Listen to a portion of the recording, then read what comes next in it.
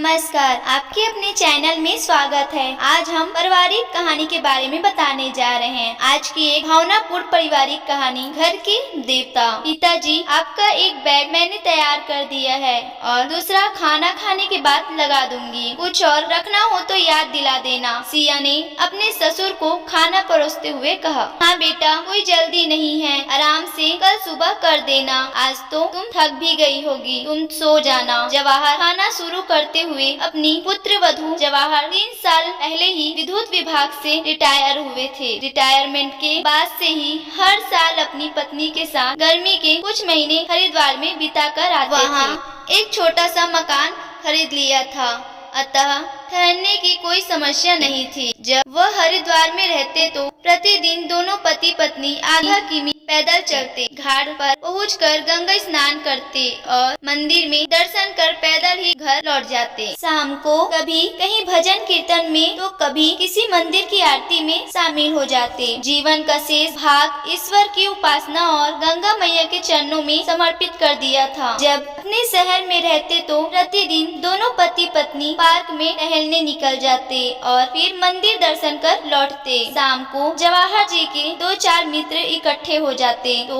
धर्म और दर्शन की चर्चा होने लगी। बेटा आकाश भी विद्युत विभाग में काम करता था और बहू सिया एक नौकरानी के साथ घर के काम संभाल रही थी। पैसे की कभी कोई कमी नहीं रही, सब कुछ ठीक से चल रहा था। अगले दिन सुबह 10 बजे जवाहर जी को हरिद्वार निकलना था, इसलिए वह खाना खाने के बाद जल्दी ही सोने चले गए। पत्नी भी अपना छोटा मोटा जरूरी सामान इकट्ठा कर दूसरे बैग जमाने लगी। सिया बेटा देखो, मेरा नया वाला चश्मा नहीं मिल रहा।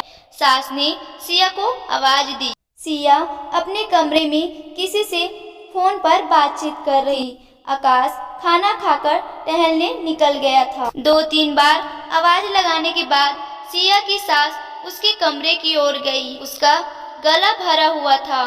फोन सिया के पीहर में रहने वाली पड़ोसी लड़की का था। मैं क्या करूँ माँ, मैं अपने पास ससुराल में दादी को रख नहीं सकती।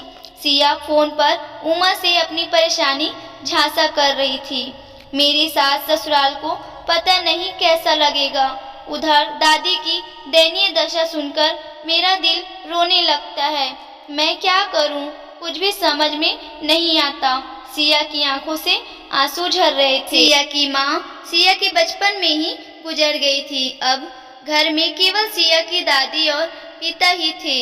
सिया और सिया से बड़े 2 भाई अनुज और कमल के पालन पोषण की जिम्मेदारी दादी पर आ पड़ी। अपनी धार्मिक विचारधारा पर चलने वाली दादी का रुझान अब बिन माँ की बच्चों की ओर बढ़ गया। बड़े लाड प्यार से तीनों की परवरिश की। सिया चूंकि सबसे छोटी थी, अतः दादी उसे अपने पास ही सुलाती थी। सिया नाम भी दादी का दिया हुआ था। जैसे जैसे सब बड़े हो रहे थे, दादी उतन ही कमजोर हो रही थी। अनुज और कमल की शादी हो गई। अब सिया के लिए वर की तलाश शुरू कर दी गई। इसी दौरान सिया के पिता भी दुनिया से विदा हो गए। इस सदमे से दादी टूट ही गई थी। सिया के पिता और जवाहर जी एक दूसरे से परिचित थे। अपने मित्र के देहावसान की सूचना पाकर जवाहर जी शोक संवेदना हेतु सिया के घर गए थे। बेटे का मित्र भी बेटा जैसा ही होता है, अतः सिया की दादी ने जवाहर से सिया के लिए कोई अच्छा सा परिवार ढूंढने के लिए कहा। अम्मा, जवाहर जी सिया की दादी से बोले, मैं सिया को अपनी बेटी बनाकर घर ले जाऊं तो मेरा बेटा आकाश भी विद्युत विभाग में काम करता है, अच्छा वेतन और पक्की नौकरी है। सिया मेरे घर में आएगी तो हमारे घर में रौनक आ जाएगी। दादी कुछ नहीं बोली, बस चुपचाप जवाहर जी के चेहरे को पढ़ती रही। कोई जल्दी नहीं है, बहुओं और बच्चों से सलाह मशविरा लेकर बता देना, मैं इंतजार करूंगा। किससे सलाह लेनी है और किससे मशविरा करना? उदास मन से दादी ने कहा। ऐसा लगता है कि दोनों बहुएं तो आफत टालने के लिए तैयार बैठी रहती है। पता नहीं क्या क्या लिखा है मेरे मुकद्दर में। पहले छोटी सी उम्र में ही पति अकेले छोड़ गए, फिर बहू चली गई और अब बेटा भी धोखा दे गया। मेरे तो प्राण सूख रहे हैं। इसकी चिंता में, फिर भी पूछना तो पड़ेगा ही। हाँ अम्मा, ठीक है, मैं फिर जल्दी ही आऊँगा। जवाहर वापस अपने घर आ गए। दिनों बाद सिया आकाश की पत्नी बनकर जवाहर जी के घर आ गई, मगर अपनी सारी जिंदगी औलाद की परवरिश में खपा देने वाली दादी के हालात बद से बदतर हो गए। अनुज और कमल अब कभी दादी के पास तक नहीं जाते। दोनों की पत्नियां भी सीधे मुंह बात नहीं करती।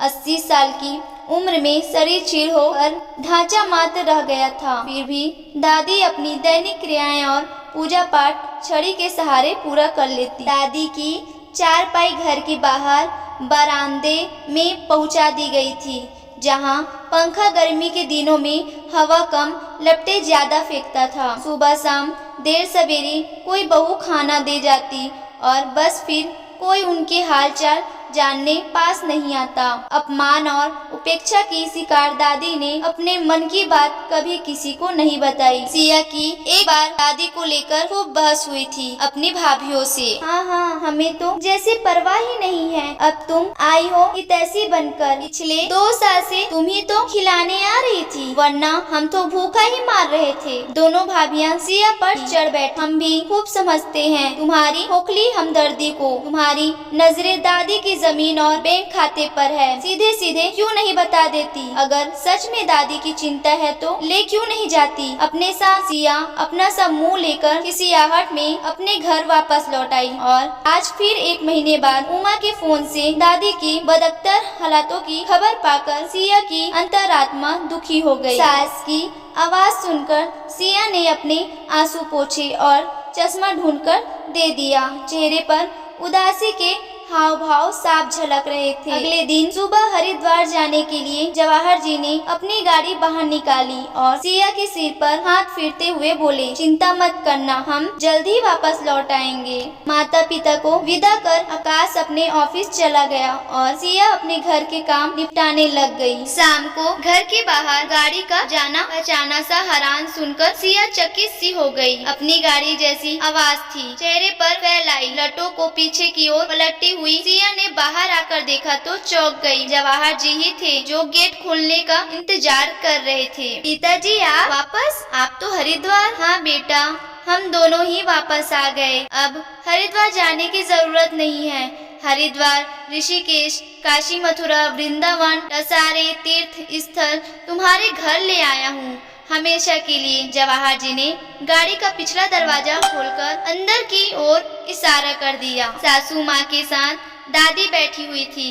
देखते ही सिया की रुलाई फूट पड़ी। दौड़कर दादी को अपने अंक में भेज लिया। अपने बुजुर्गों को दुखी और दयनीय हालात में छोड़कर हम तीर्थ यात्रा पर जाएं तो सास ने सिया को ढांढस बंधाते हुए कहा, तो कैसी तीर्थ यात्रा और कैसा पुण्य धर्म और कैसा गंगा स्नान। अब हमारा घर ही हमारा तीर्थ स्थल है सिया। जवाहर जी ने गाड़ी से बैग उतारते हुए कहा, और इस तीर्थ स्थल को पवित्र बनाए रखना तुम्हारी जिम्मेदारी। खुशी के अतिरेक में सिया के मुख से शब्द गायब हो गए। देवी देवता मंदिरों में नहीं घरों में ही रहते होंगे, दादी ने अपनी टूटी फूटी आवाज में सिया से कहा और सिया का सहारा लेकर घर में प्रवेश कर गई। तो कैसा लगा आपको हमारा वीडियो? अगर हमारा वीडियो आपको अच्छा लगा होगा तो वीडियो को लाइक और चैनल को सब्सक्राइब करना ना भूलें। धन्यवाद।